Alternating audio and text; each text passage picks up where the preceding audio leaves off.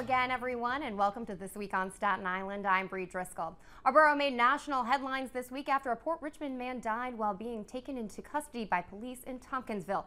Eric Garner died following a confrontation with police who were trying to make an arrest for allegedly selling illegal cigarettes. As Garner was laid to rest, an investigation into his death continues. An overflow crowd packed a Brooklyn church to say their final goodbyes. Our Michael Herzenberg has the latest on this story. Hundreds of people packed the Bethel Baptist Church to say goodbye to Eric Garner. The 43-year-old leaves behind a wife, 6 children, and 2 grandchildren. My father never missed a birthday. The only thing my daughter asked for was her pop-out to bring the cake. I don't know how can I explain to her that pop-out this year is not bringing the cake. Garner died Thursday after police tried to arrest him for allegedly selling untaxed cigarettes. Cell phone video appears to show one officer putting the 43-year-old in a chokehold as Garner complained of being unable to breathe. A man in your arm saying, "I can't breathe." When does your decency kick in?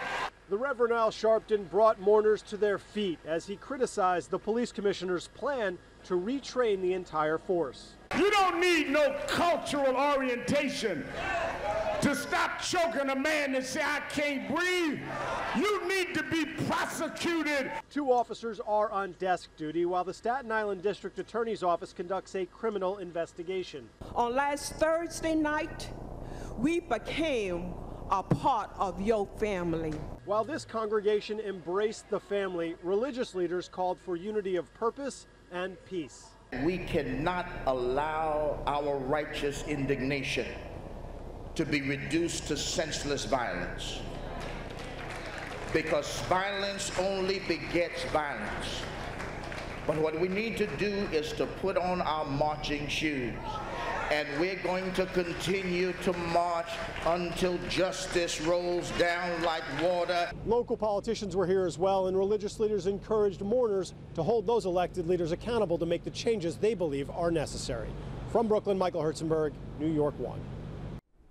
All right, we have put together a panel today to discuss the implications of this Eric Garner case. Joining me now is retired NYPD Lieutenant Michael Reilly, well-known criminal defense attorney Mario Gallucci, community activist Bobby Digi, and our own criminal justice reporter here on NY1 Dean Meminger. Thank you all so much for joining me today. I wanted to discuss start by discussing this video that was posted by the Daily News that really kind of sparked a lot of this controversy. Let's show this video. Now, this all started when the video popped up on the Daily News. It shows police officers talking to Eric Garner. Police say they arrested him for allegedly selling illegal cigarettes. It shows police officer Daniel Pantaleo putting Garner in an apparent chokehold. You hear Garner saying he can't breathe. He's put on the ground. Officers stand by checking his pulse as they wait for EMTs. EMTs arrive and they bring him to the hospital where he is pronounced dead. In the video, we never see any medical intervention, really. Officers say he died of cardiac arrest, but the medical examiner's office has yet to release their findings. Bobby Digi, let me start with you. What are your impressions when you see this video? I mean, the video, way too much aggression. If you look at the video, you see the guy, that's a big guy. If he wanted to fight or attack, we would have seen a brawl there.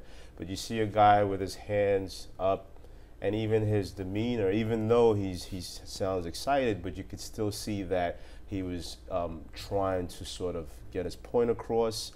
I've seen other videos of worse perps or worse civilians,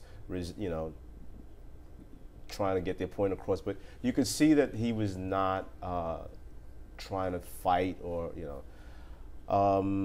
it breaks my heart. It's sad when you look at it. Let me bring it's hard to watch. You in here, Michael Reilly. You're a retired NYPD lieutenant. What do you see in this video? What strikes you when you watch this? Looking at it from a law enforcement point of view, and as a former NYPD member, I see that, there was some protocols that were not followed. I don't want a Monday morning quarterback, because when you're in a situation like that, your heart is racing, both the officer, both the citizen. you could see they were saying that he was under arrest. You know, they were trying to effect the arrest, and he was not going to let them cuff him. You know, that little bit of resistance, yes, you were going to try and do what you can to place him under arrest because he's no longer free to go. You are making an arrest. Now, there were several shortfalls, you know, which include the continuum of force. You know, in hindsight, it's 2020 always. We wished maybe he would have used mace, something like that. But I also think the lack of supervision at the scene is going to play a major role in this. Because you know what, if the supervisor was on the scene and was able to, you know, direct the situation and let it unfold, we may not be in this situation. That may not. But you know what? That's, like I said, that's hindsight 2020. Unfortunately, you know, when you're involved in making an arrest, sometimes, and I've said this, the patrol guide is just a guide. It does not conform to everyday street events. Every situation is different. Exactly. Let me bring you in here, Mario Gallucci. Okay. From a legal perspective, what are we looking at with this video? Oh, you're looking at a lot of things. You're looking at problems with police conduct, perhaps. So that's going to be regulated by the police department. But then you're looking at criminality. You're looking at civil rights violations. So you're looking at the state. Dan Donovan is going to have to take a look at it. Maybe he's going to convene a separate grand jury, see if there are going to be charges brought against the police officers. And then separately, the Fed is going to look at it, and the U.S. Attorney's Office is going to make a determination on whether there are any federal civil rights that were violated. I agree with Bobby. When I saw the video as a person, I saw a gentle giant who looked to me, I didn't know much of his history, to be honest with you. But when I read his history and you look at him, he looked like he was just fed up. And he was not aggressive in the least. But what Mike said, you know, you're under arrest, you have to be placed under arrest. And the police are trying to do what they can do. I don't know if they did it the right way, but.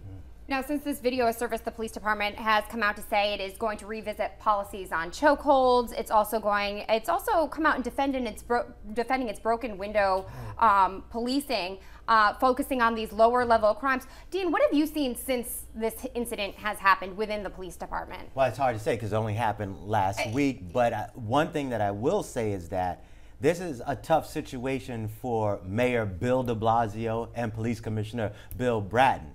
He campaigned on changing policing and community relations. Yes. So for this to happen, be caught on video, and to be on Staten Island, that's a tough place because Staten Island, of all the boroughs, probably would be the borough with the most white folks, and the blacks would say, well, we don't get a lot. This happens in that borough. So now you have a situation where Bill de Blasio said, we're going to improve it. Now people don't trust the cops. So that interaction, all of this sweet talking, honey and cream and peaches that the two bills have been talking about, it has actually worked. People are not even talking about stop and frisk that much anymore. No. So when this comes out, it hurts them in that sense because now it's almost unbelievable to hear the police commissioners say within a week, oh, I know the U.S. attorney is going to be looking at this, Loretta Lynch out in Brooklyn. Oh, I've already met with the FBI. And we're like, whoa. Exactly. What did you think about that? Like, were you surprised by that? It was surprising, but once again, he is the police commissioner, but de Blasio is the mayor, and de Blasio sets the tone. I'm always inside of 1PP, and I see it. You know, they're rolling the way they are, but it wasn't like with Ray Kelly. Ray Kelly was a police commissioner. This is what I think should happen, and this is what we're going to do. Bloomberg says, well, you're the expert. Fine. This way, obviously, Bratton is an expert, but he has to listen to the way de Blasio wants it done. So that's why it's I see some of the ranking of the mayor being away now. You know what I mean? Well, this is all happening. You know, look, Bree, everybody's entitled to a vacation. Exactly. He did take the day. He works hard. I do not begrudge him a vacation. But what Dean said is important. Broken windows works, but de Blasio campaigned on the fact that he was going to try to balance broken windows and also trying to alleviate the tensions between the minority communities and the police. And he was going to try to balance that. And now it's right in his lap. Here's the perfect opportunity to balance broken windows and to balance the relationship between the police department and the minority communities. And that's a perfect, I mean, I'm glad that you said that because I was at the rally on Saturday, went down to 120 precinct, and I was at the rally at the vigil. And the community is extremely upset, and rightfully so. This is an opportunity for us to be honest. Now you're hearing two sides of the story. The community's taking one position, law enforcement's taking another position. We have to look and be very honest with ourselves. There's a lot of rhetorics out there. The fact of the matter is the video is crystal clear. Excessive force. Now is the time that to get the community to play a role. We're talking about the community and police relationship. This is the perfect opportunity to do so. There are key players in the black communities who are for, of course, eradicating crime, gun violence, black on black crime. These are issues that we deal with every day, believe it or not. Some of it is undercurrent, some of it gets out there. The community needs to have the the police community realistically say, how do we take accountability for both sides? This is very, very important. It's a critical component to really healing and resolving a lot of the issues. Let's talk about the community right now. Staten Island is a very unique place. You know, it's a borough with a lot of police officers living in the borough. What do you think the mood is right now? Do you think that there is a lot of tension, or do you think that everything is being handled? Well, let me start with you. I unfortunately believe that there is a lot of tension, and it's not, and like Bobby just said, it's not an opportunity to run and hide. It's an opportunity to talk and come to a table and let's air this out. Staten Island is made up predominantly of New York Police Department, Fire Department. Most city workers live on Staten Island, and it's not going to be, it shouldn't be an us against them. It should be, this happened. This was an incident that happened. Why did it happen? Now we have a process. There's a process in place for this. Let's sit back and, as our leaders are here, let's let the process work. Let's have a voice in the process, but let the process work. Do we worry about it boiling over now, though? Do you think that this is a situation where that's going to happen? I mean, we've seen a lot of rallies. Everything has been very peaceful thus far, but community leaders such as Bobby who are bringing peace. I mean, this is not an opportunity to riot. This is an opportunity to say, look, we could work together. Let me just jump in. So, while at the rally, the community leaders, and again, you have the different personalities that are involved. Even at the rally, in front of the 120, you had youths who were literally looking to get into a confrontation. They were looking to fight the officers that were on the grounds. I had to step off the steps to actually talk to a couple of these. And this is expected because, people have been victimized in certain ways. There are people that have been victimized, and then there's anger that's out there. All of that's mixing. This is the boiling point, actually, because you have now the young, especially the youths, are now saying, I'm not going to let that happen to me. I'm not going to be the next victim.